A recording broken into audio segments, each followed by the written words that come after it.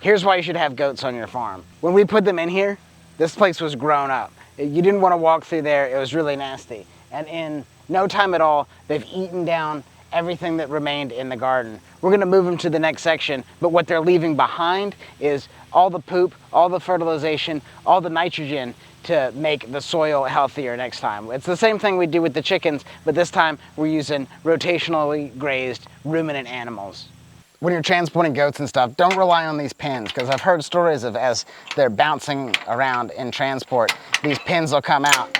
Next thing you know, you have a trailer door opening and your goats are on the side of the highway. Instead, use a lock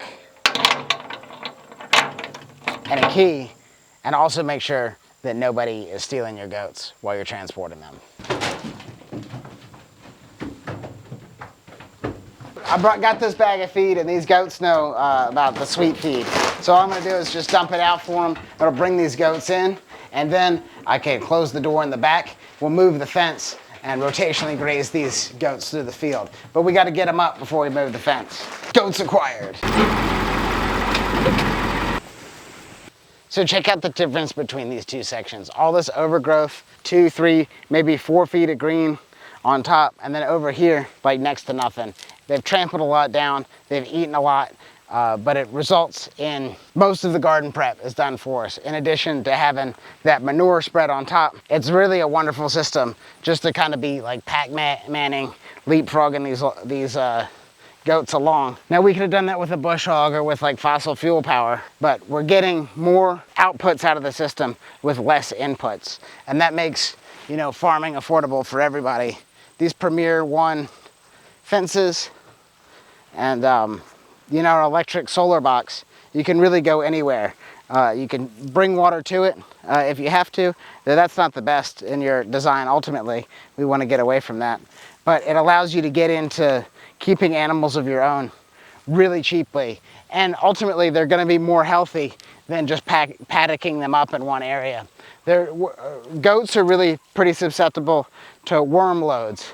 And by moving them through a different pasture and paddocks all the time, they don't have the same susceptibility because the worms are transmitted through like goat poop, right? They're just not there because they're moving to a different section all the time. They're not standing, or they're not shitting where they're eating, for lack of a better description.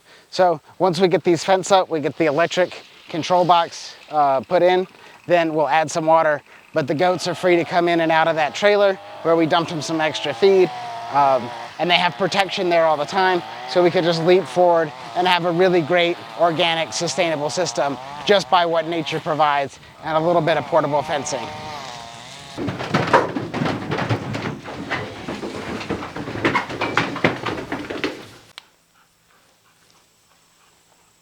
So you can see the goats just going to town on the green material that's been growing up in the garden and kind of taking over. And it won't be long till they clear all this out.